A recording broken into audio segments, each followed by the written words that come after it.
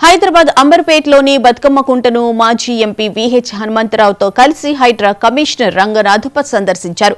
బతుకమ్మ ఉత్సవ ఏర్పాట్లను క్షేత్రస్థాయిలో పరిశీలించి ఈ నెల 26 నాటికి సర్వాంగ సుందరంగా తయారు చేయాలని సిబ్బందిని ఆదేశించారు. ముఖ్యమంత్రి రేవంత్ రెడ్డి బతుకమ్మ కుంటను ప్రారంభించి నగర ప్రజలకు అంకితం ఇవ్వనున్న నేపథ్యంలో ఏర్పాట్లను సమీక్షించి పలు సలహాలు, సూచనలు అందజేశారు. తర్వాత బతుకమ్మ కుంటలో హైడ్రా కమిషనర్ రంగనాథ్ బోట్లో షికారు చేశారు.